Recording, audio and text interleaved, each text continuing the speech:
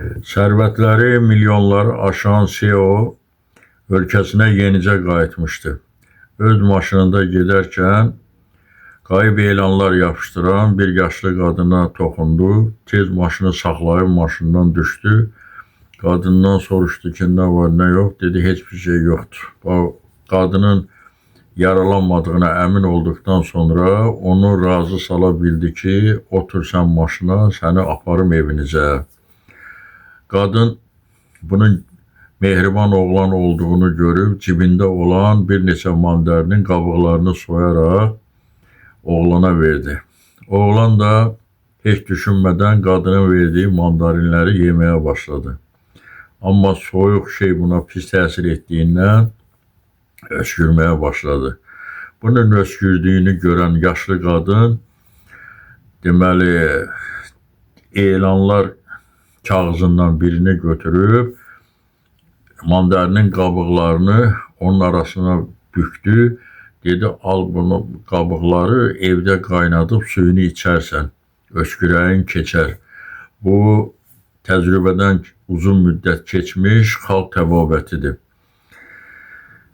Və sürücüyə dedi ki, burada maşını saxla günə, mən düşüb gedəcəyim özüm. Sürücü maşını saxladı, qadın maşından düşüb evinə tərəf getməyə başladı. Bu gedəndən sonra CEO həmin kağızı açdı və yadına düşdü ki, uşaq ikən anası da həmin bu reseptdən istifadə edib onun öskürəyinin qarşısını alırdı. Və elanlar kağızına baxanda oradakı kolyenin anasının ona verdiyi kolye ilə eyni olduğunu gördü və şübhələndi ki, bu bunun nə vaxtdan axtardığı anası olacaq. Tez maşından düşüb qadın gedən istiqamətə baxdı və assistantına söylədi ki, həmən bu qadını araşdırın, kimliyini görək bu qadın kimdir. Və qadın yuxarı evinə çatdıqda gördü ki, oğlanları bir-biri ilə dava eləyirlər və bunun şeylərini töküblər çölə. Böyük oğlu deyir ki, artıq kiçik qardaşına deyir ki, sən onu saxlamalısan. Deyir, yox, bu ay 31-dəndir. O bugün də artıq burada qala bilməz.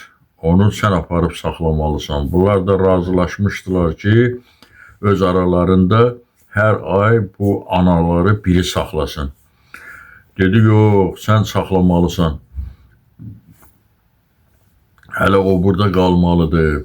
Deyir, yox, gəlin böyük oğlun yoldaşı dedi ki, yox, biz artıq onu saxlamayacaq. Onun burada qalma vaxtı bitib.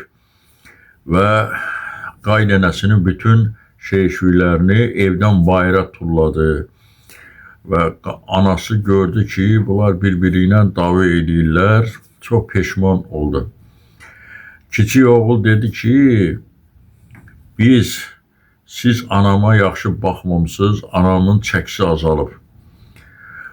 Biz bağladıqları müqaviləni çıxarıb göstərdi ki, biz müqavilə bağlamışıq ki, kimin evində anamızın çəkisi azalsa, o bir neçə ay onu saxlamalı olacaq. Ona görə sən bu ananı saxlayacaqsan. Bundan təşvişə düşən böyük qardaş dedi, yox, anam çəkisini itirməyib, anamın çəkisi öz gücündədir. Vəziyyəti belə görən böyük gəlin haray həşir salaraq bütün qonşuları bağçaya topladı. Dedi ki, bəs kiçik oğul artıq anasına baxmaq istəmir.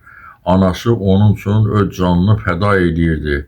Həmişə onu müdafiə edirdi, onun qayğısına qalırdı. Kiçik oğul dedi, yox, o mənim böyük qardaşımı müdafiə edirdi. Mənim qayğıma yox, böyük qardaşımın qayğısına qalırdı. Və beləliklə onlar dava etməyə başladılar. Kiçik oğul dedi ki, anamın çəkisi azalıb, onu çəkəcək.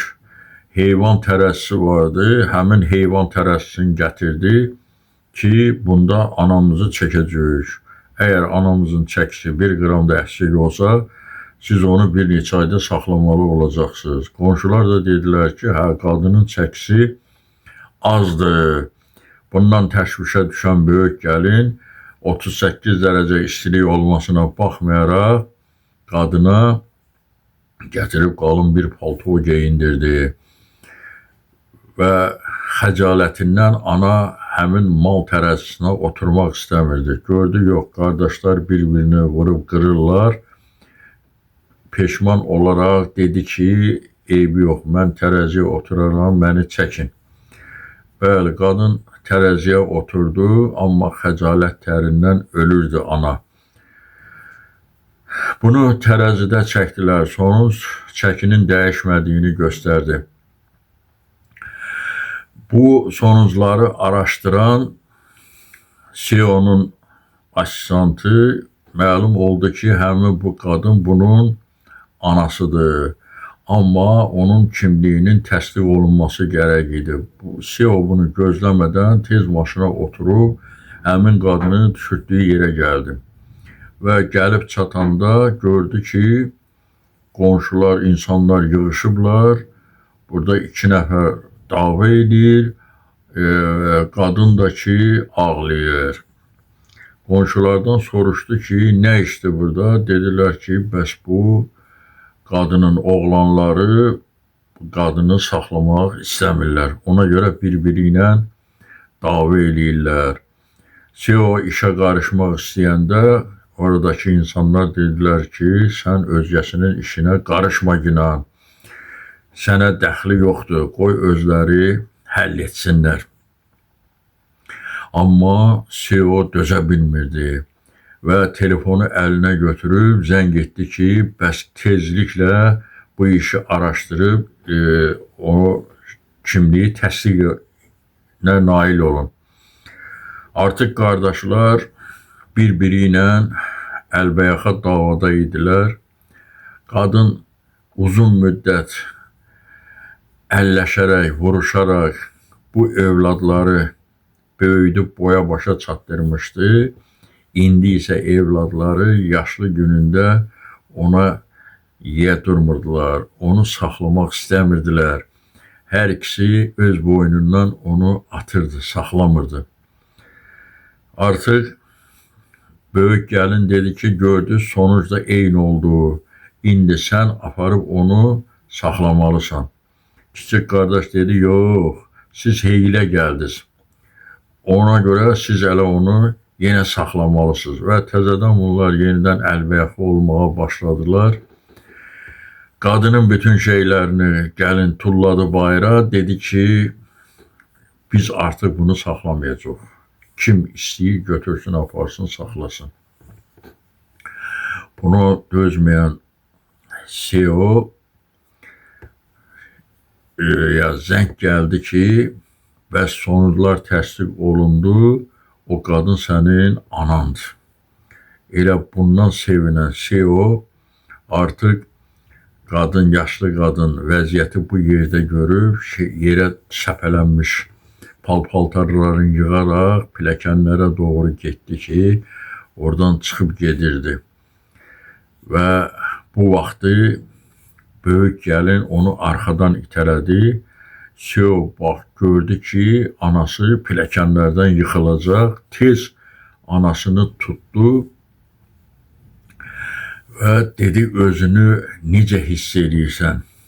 Dedi, bala, bu vəziyyətdə olan insan özünü necə hiss edə bilər?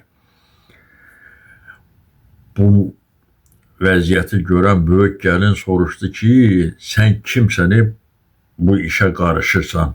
Sənin nə səlahiyyətin var, bizim işimizə qarışırsan? Dedi, buna artıq dözməyən CEO gəlinə böyük bir şillə vurdu.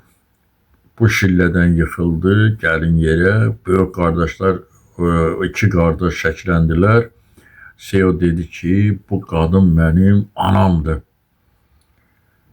Bunu eşidən qadın tərəddüdlə CEO'ya baxmağa başladı.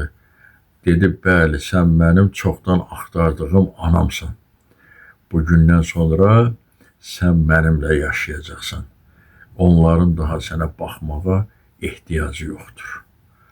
Baxın, saçlarını ağartmış, ömrünü, gününü övlad üçün sərf eləyən ana indi ortalıqda qalmışdı.